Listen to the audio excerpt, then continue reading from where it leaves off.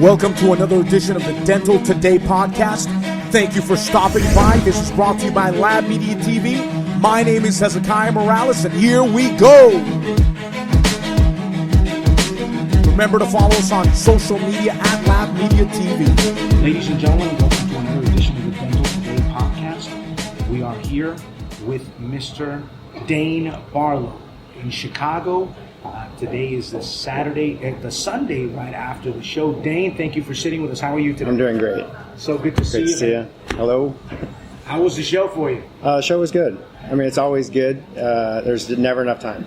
Never enough time to see all the people and shake enough hands and have enough conversations. But what I like about Chicago is that every time I get to see you guys or a familiar face, I get to at least spend a couple minutes talking, shaking a hand, or even just share a smile. And this is the one place where I know all my friends are going to come once a year, and from all over the world sometimes, and even Latin America, where I get to sit down with you guys and have a conversation and share a smile or a drink or a meal. So it's great to be here. I love coming.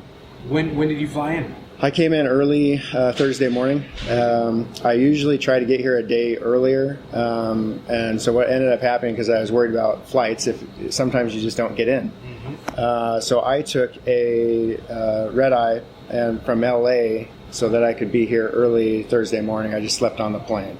So I knew if I was the first airplane in, there's no problem in being able to land. Eventually I would be able to get in. It's those later flights sometimes where you get held up in Minneapolis or Denver or some other location, and then you don't end up getting into town. So that worked out best for me this time. That's so good. And we're at the beginning of the year. Well, it's at the end of February, beginning of the end of the first trimester of the year. A lot of people, we set up goals. We set goals, and sometimes after the first week, the first month, the first 2 months, we fall off. That's true. Fall off for whatever reason. Dane, I would like for you to share a little bit. What is your process at the beginning of the year, and how do you manage to accomplish what you set yourself up to do, in spite of the fact that you're constantly traveling, you're constantly being pulled in 10 different directions, yet at the end of the year you look back and you accomplish these things? Please share a little bit on that. This is one of my favorite subjects, actually, and this is the time of the year where people realize, oh, I didn't fulfill my goals. I'm not dieting, or I'm not exercising. It could be these simple, somewhat trivial things. But also people are setting goals for their careers, for their lives, for their families, and people think of a goal as just this idea. I want to do this thing, and it's not as simple as just a thing and a thought. You have to have a process. So when you accomplish goals and you're trying to take an idea, something that's non-tangible, and then you do a bunch of tangible items to accomplish that goal, right? You have to understand that it's a process. Goal setting is a process. It's sitting down and reflecting and looking at what's been done in the past, where failures may have occurred or where you've slacked off, and then trying to figure out the new direction you're headed, what adjustments you're making, and then how you're going to keep yourself accountable to that. And so really, when you have goal, I have a simple process, and the first one is to sit down and to write a dream goal, right? Oftentimes my dream goals are 5-10 years down the road. It's not something I'm going to do this year, but I've also set dream goals, things that I think are nearly impossible that I want to accomplish this year. And so I think it's important to write something down that, if you were to go for it and you failed, you're going to be ecstatic that you attempted it, that you came close, or and sometimes you hit it. Like I've set dream goals and then I've done them, and I thought that was impossible. I truly believed it was impossible, but I did the things it takes to build my belief in myself. And so that gets me to the reason why and how I set goals. I set the dream goal, and then I break that down into task requirements. What has to be done this year? I'll try to find 4 or 5 items, right? And those 4 or 5 items are going to take several months each, right? In order to hit that goal at the end of the year, I have to know what 4 or 5 items would need to be accomplished. And the easy thing is say it's in jiu-jitsu. Okay, my dream goal, I want to be ranked number 1 or win the world championship, right? That's a dream goal. When I set that goal, I didn't know it was possible. But I said, well, if I wanted to do that, what do I have to do? Well, you got to probably win in Brazil. You got to win in your own state, right? You got to win in your own town. And you have to win in a region or you have to win in a nation. So I set up my tasks. I was going to win my state championship. I was going to win the national championship. I was going to win the U.S. Open, the America Cup, and the Pan Ams, which is like the pilgrimage of jiu-jitsu, right? Everybody's going to show up for the Pan Ams. And so you'll have more people competing at Pans than you do at Worlds, because it's where everybody wants to go see their friends. Like, they go even if they know they're going to lose, right? At Worlds, you go because you're going to win, or you think you're going to win. And so what I try to discover is, what does it take to be the guy who arrives that day a winner, right? What do I have to do so that I've qualified, and I know with confidence that I did everything it takes this year to be on that podium. And so whatever your dream goal, whatever your podium is, what is it going to take for you to be that champion, that person who qualified himself?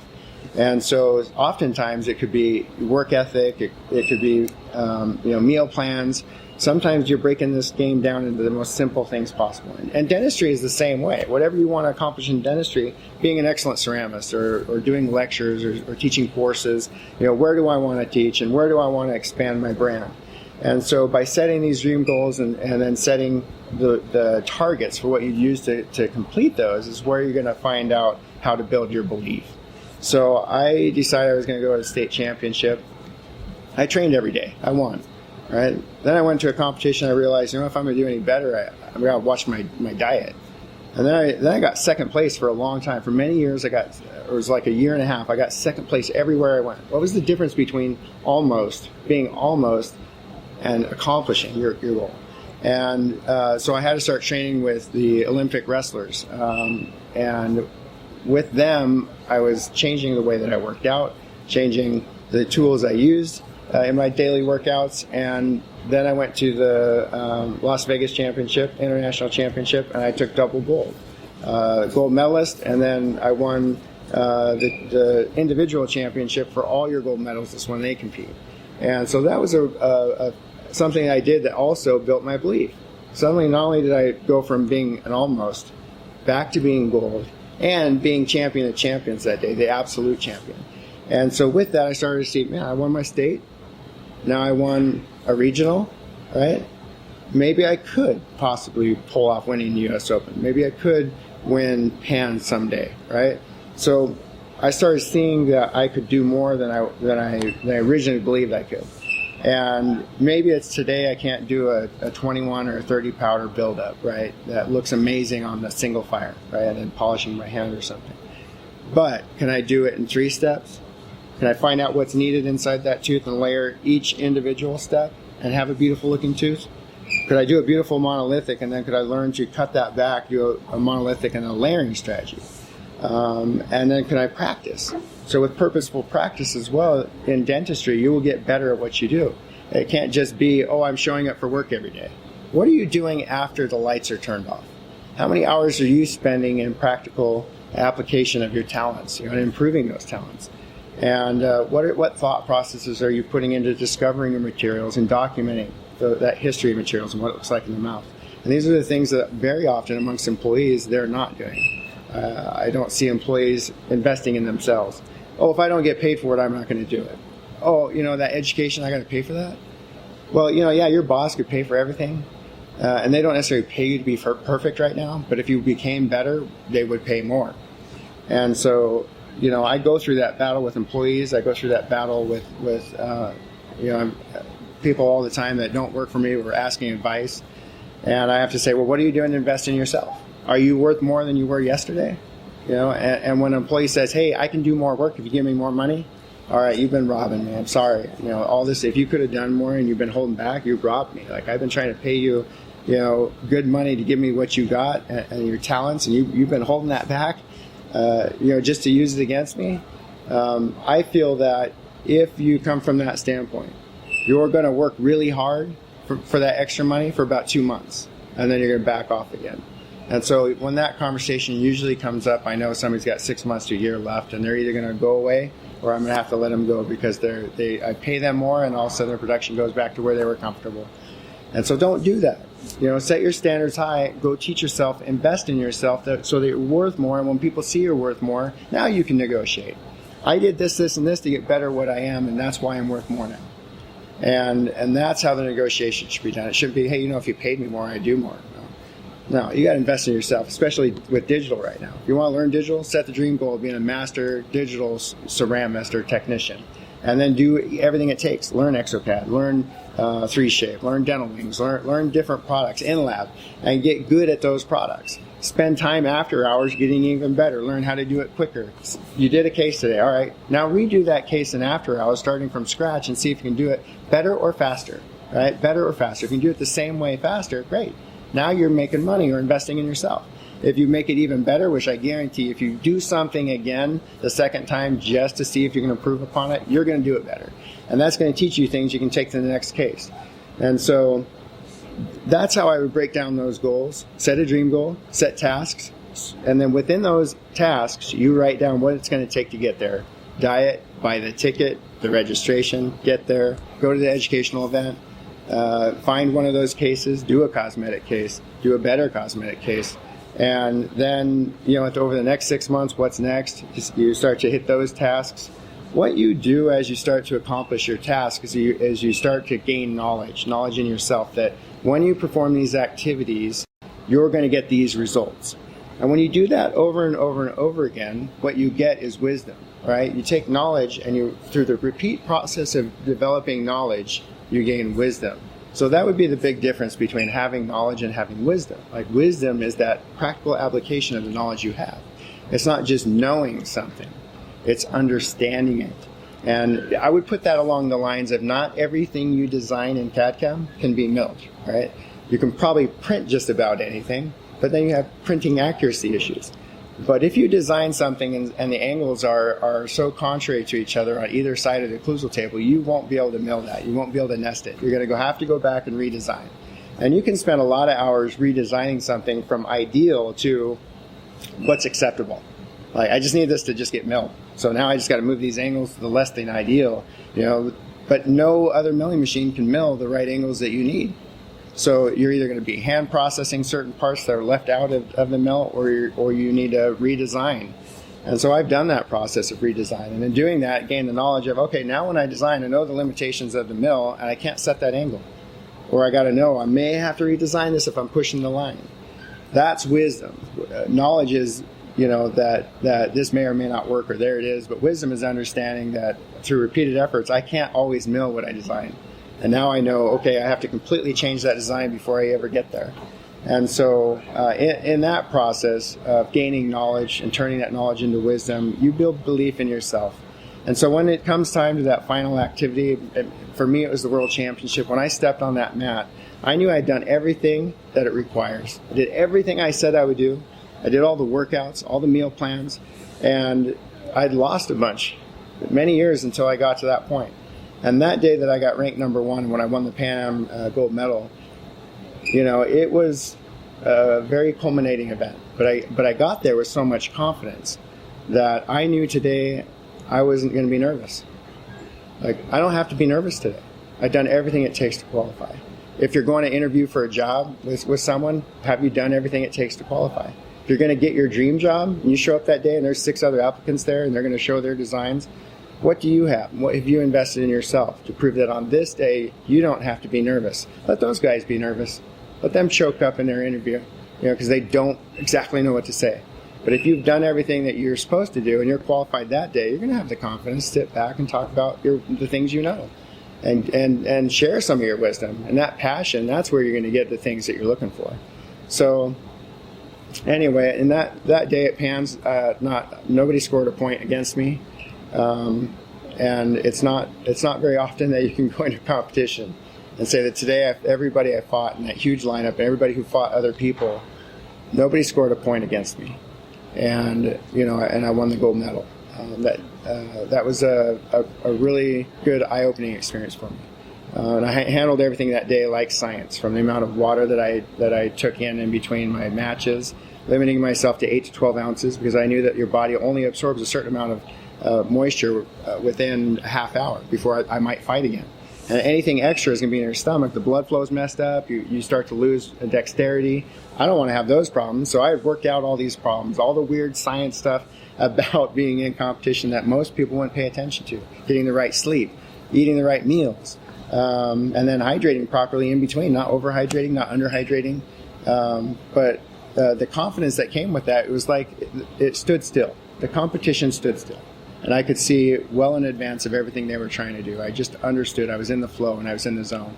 And in dentistry and what we do, from oral surgery to immediate load cases, working with prosthodontists. I'm working with Boise prosthodontists now, I think some of the greatest prosthodontists that we have in our region, if not in the United States. And I'm gaining a lot of knowledge from them. But I'm working with championship teams, and in that you find people who are a lot like you, who do set goals, who do accomplish things. And I think that dentistry, you can look at anything in life like a game. It's the game that we play. If you study and get good at it, then you take money home and then you go to your family. I'd say the only thing that isn't a game in life is your family. And we as technicians have a tendency to not give the proper place to our family and to our own personal health. You'll remember when I was telling you about world championships in jiu-jitsu, I slept. I ate the right meals. For you to do your best work, you can't be working more than 40 hours a week. You can't be tired on Monday. You have to be excited to get back to dentistry on Monday. And this is something that we have absolute control over. Back off that I have to be Superman, right? Yeah, I know you can, because I've done it too.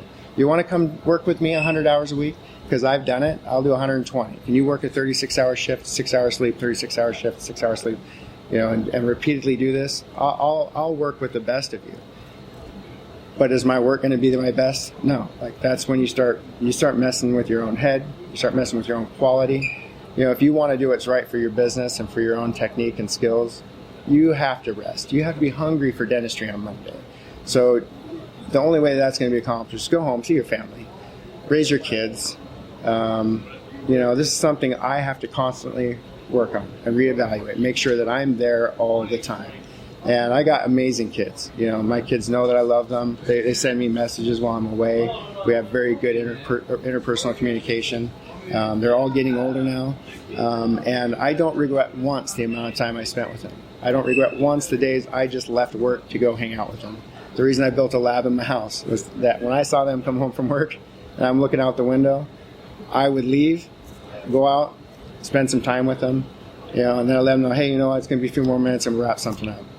But having a lab with a studio built out, not in my house. I had my own little building at the house. And that way I was closing a door.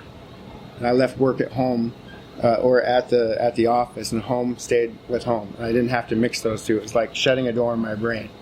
So do what it takes to set goals to stay healthy and to do what's required to be great, excellent technicians. To be at the top, it's going to require balance. And so find that balance. So the only other thing I could add to that to wrap this up is that when you decide what those dream goals are, you have to write them down. You have to write them down, write down the tasks. You have to read those goals every morning, because you need to know, today am I going to do the things it requires to hit these goals.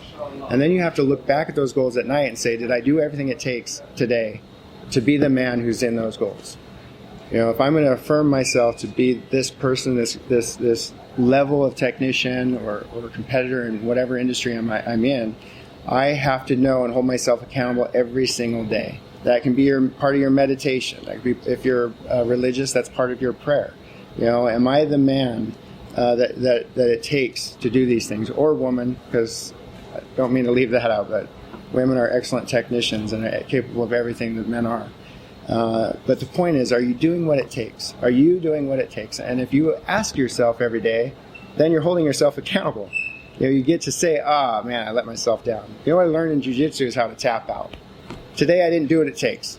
Okay, all I control is what you're doing now, or you have the hope for tomorrow. When you wake up tomorrow and you read those goals, yesterday I had to tap out because I didn't keep my goals and I didn't keep my process.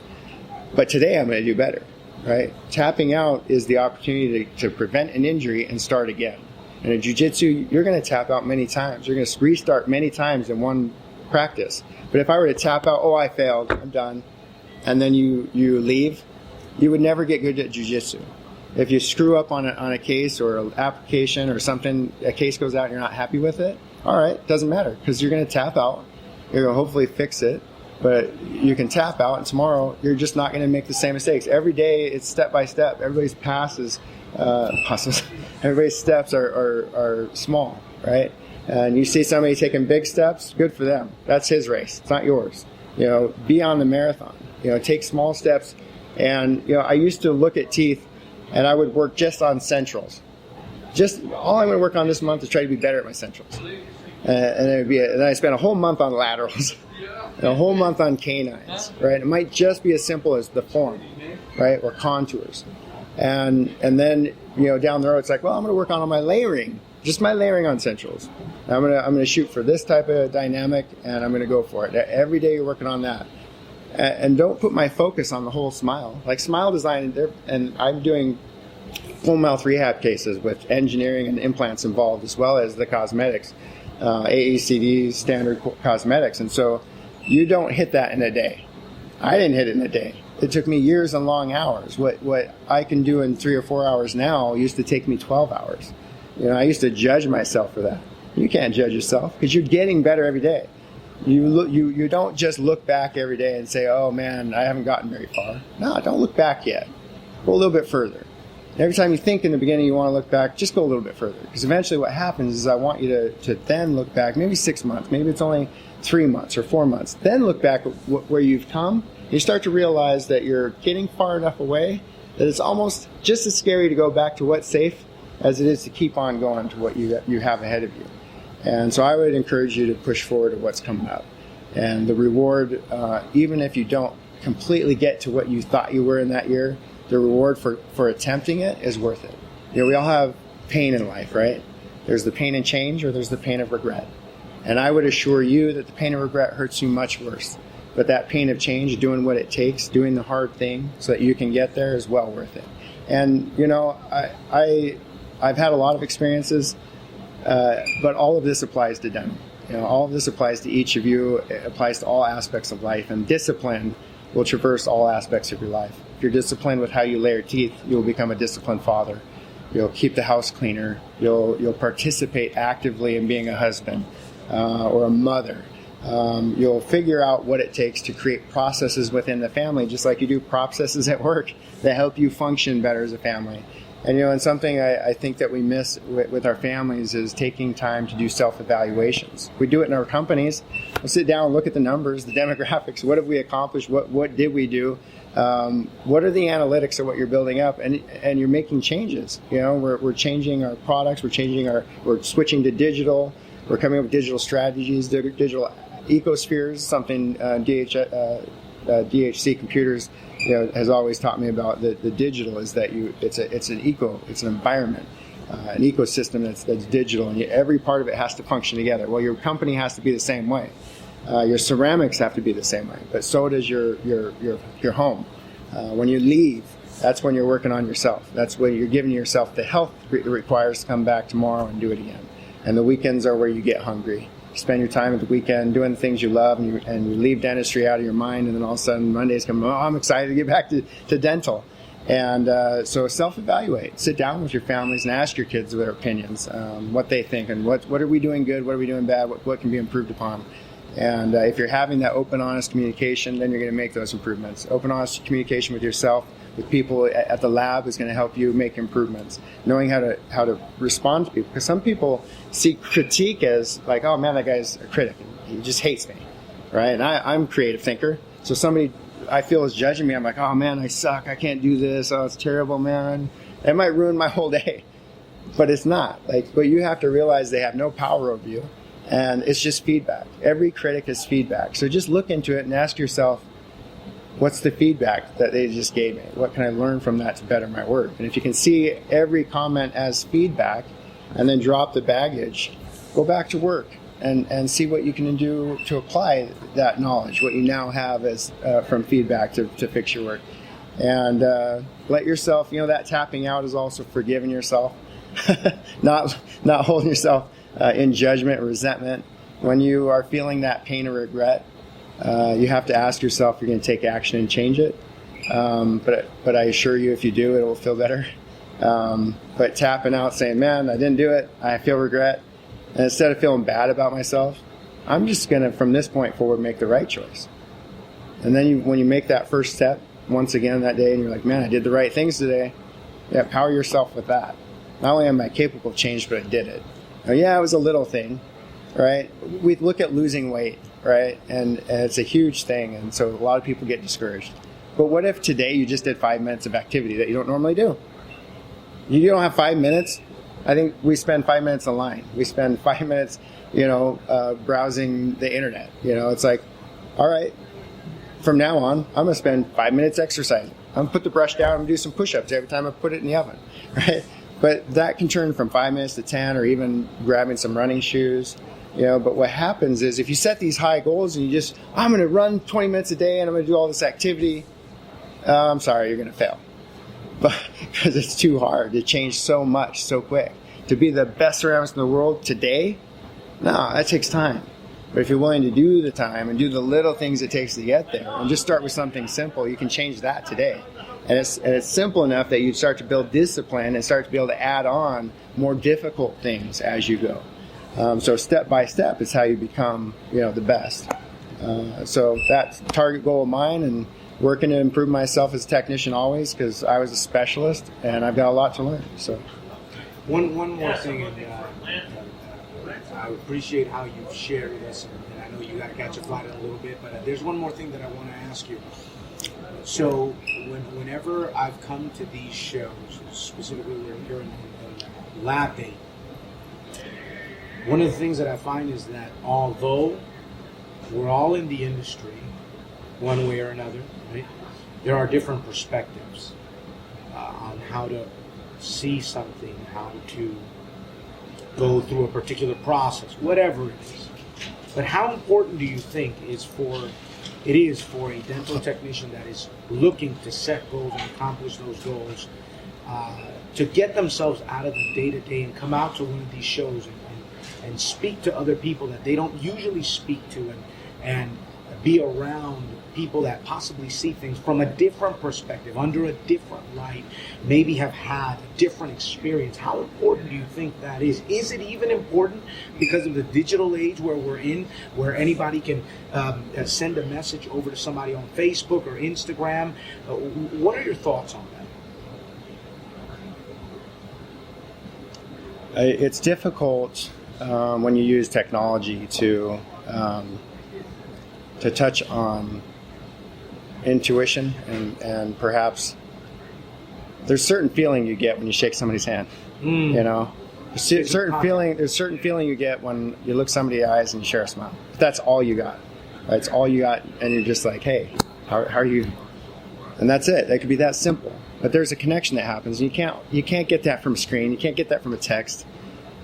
And I told you when we started this off, like I come here to see my friends. Like, yeah, we all have some activities and there's never enough time because we want to see everybody. We want to have interpersonal communication. If you want to be inspired, it doesn't always come from just within your own head. It's like oftentimes self-doubt comes in your own head. But then you go out and you see someone and you hear something or you just have the gut. A lot of people, I'm an introvert, but people in these shows think I'm an extrovert. And it's because I don't have a problem and I'm not afraid to talk to someone and try to gain some knowledge from them and to thank them for the knowledge they've given me. Like if somebody's given me a little pearl of information, I try to thank them when I'm around them. Like, you know what, I learned this from you and I appreciate it. And they may not even know it. But what happens is a lot of these guys out here, they've got stuff to share and they just want to share. And if you don't ask, they're not going to share. They're going to feel great telling you some of their secrets and some of the things they've accomplished. But they want to give it to the people who want it. And you're the ones who are going to use it. When you come into an area like this and you start shaking hands with people, there's a lot of technicians who've never been here. They don't ever do it. And it is about coming to one location as often as we can. There's a lot of different groups and stuff out there, but this is one of those locations where you can come, see people, be inspired, and pull somebody aside here and there and get some interpersonal communication. But that gives you energy, that you start to get the energy from these other people who they're on a path, like they're on a path to excellence. And if you want to get on that path, you need to be walking with those same champions, right? You're walking in their same footsteps. Watch what they're doing. Watch who they're talking to. Watch, you see a great technician, who's he watching? Well, should I be in there? you just make these observations. Don't reinvent the wheel. Do what other successful people do. If you want to fail, just do what failures do and quit or just observe them. But if you want to do something special, watch what they're doing and just do what they do, replicate what they do. And oftentimes you'll find they just do what, like in sports, we'd always say, just do what the losers won't do, right? You just make a list of all the things you see that they're unwilling to do and be willing to do them. As much as that suffering might be, like to invest in yourself is going to get you there. And so these events really are about getting information, but listening for that tidbit, that little thing you were ready for this time, right? And if it's inspiration, there's people who will inspire you. If it's just understanding a certain issue you're having with ExoCAD, then go talk to those guys. Go watch them, and if they didn't answer the question, pull one of them aside and say, I'm having this problem, and get that information. But then you find that you spend all this time asking questions. Suddenly people are asking you questions. And now you're returning that same favor to the people who are standing behind you. We're all in this line. We're all climbing a mountain. And the guys who made it to the top are like looking back saying, hey, keep going. It's worth it. And as they're coming down the mountain, like, just go a little bit further. I know you're tired, but the view from the top's amazing. You just go a little further and the view just gets better. Just try for a little bit more, but another 100 yards, right? And then you find that you're getting down to the bottom, and here's these people that are following you who finally made it to the top, and they're telling the same thing to everybody behind them. You know what? Some guy told me the view's great from the top, and I see you're struggling. The day's almost over, but if you just keep going, you're going to love the view from the top, right? We're sending that same message. This is a life message, right? Some people are fast and some people are slow, but the view at the top's the same for everyone. I tell you, getting there is easier than staying. That in sports, it's not getting to the position of number one that's hard. It's remaining there. We get complacent, and we get complacent in dentistry. I've done enough. I don't need to do any more. I got enough clients. I got enough business. Right? Well, that sure sounds boring. If you're not working on yourself or doing something to improve your life, then I think, and even some of us, Victor Castro, had an issue with his health, and it changed the way that he looked at his family, changed the way that he perceives life. I wrecked my truck. Did I tell that story last year? You guys know that I went off that 100-foot cliff, and if you know the story of everything that went through my mind at that time, it'll tell you a lot about who I am as a person and how I can feel peace with knowing I'm dying because I had done enough. And I think that that sends you into a different direction, where you will spend more time with your family. You will start to realize that there are things that are more important in dentistry, and you can only do your best dentistry when you're doing those important things back home, when you're doing those important things with your health and your mind. If you're not working too many hours, you're not going to make stupid mistakes that could cost you your life. And a lot of people don't equate that. I was tired that day. I didn't fall asleep. It was 4 o'clock in the afternoon, but I was really relaxed, doing about 20 miles an hour. And you think you can't get out of control in a truck at 20 miles an hour, but I can tell you it can happen, And I was kind of leaning on the window and driving with one hand, not in four-wheel drive in off-road country. And that's kind of the point, We're making teeth, and if we work too many hours, then what are we not paying attention to? What's that little thing that we need to gather? And it could even be something about the industry, but it might be something of much more importance outside of work. So that's something I would just kind of encourage people to do. Stay healthy, take care of yourself so you can take care of other people. Dane, we really appreciate you sitting down with us, making time, being very generous with your time. Again, I know you have to catch a flight and you decided to sit down with the Dental Today podcast. We always appreciate you on the show, and we're looking forward to seeing you soon. When can our viewers catch up with you, see you? Where are you going to be in the next 6 months? Where can we see you? I'll be at LabDay West, whether I'm lecturing or not. Those lecture assignments haven't come out, but that's a show I go to because I have a lot of friends there, and sometimes I just go to learn. Why do I have to be seen? I'm there to learn from you guys. So, and everybody who comes shares. You could be a new technician and I'm going to learn something from you. You could be an advanced technician and I'm going to learn something from you. It's not just about me giving things to other people. This is an exchange and a process. And so I'll be at LabDay West. For anybody in Latin America, we're working on Peru, Bolivia, Argentina, Puerto Rico, and we'll see what else kind of pops up. And then within the States, I'll be at GC America at some point this summer, maybe in towards October. And that, this year I think we're going to do a digital program where we're going to sit down and actually design an exocad case, maybe a full arch case, and then we're going to layer. We'll talk about that transition for immediate load from beginning to end. But I'd like to sit down with people and show them my process for designing in a whole arch and just work. We'll sit down at the computer, we'll load up some exocad, and we're going to design an arch. And then we'll have that arch to work on for day 2. So, if that's something that interests you, you can email me, barlow.dane@yahoo.com, or you can reach out to GC America and say, let me know when that course is coming up because I'd like to attend. But if you text me or email me or look me up on Facebook, then I'll make sure that you get the information and put that program together. But it'd be great to know what you guys want to hear. If there's something you guys want to learn and I'm missing the boat, tell me. And if it's something I do, or if it's something I have within the technicians that I work with, or doctors in Boise, then we'll bring those doctors and technicians out and put that program together. We could do a joint prosthodontics, and have them teaching something for doctors and technicians side by side if you want, with design and how we implement digital from start to finish on a full arch case, immediate load style. So I think it would be exciting. It'd be fun to do. And then Quint Whipple, I don't know if you've interviewed Quint. Quint would be great to listen to. He's a great, fun guy. We thought about putting down a program together this year called Anything and Everything in 3 different languages. And if you consider digital a 4th language, it'll be 4 languages.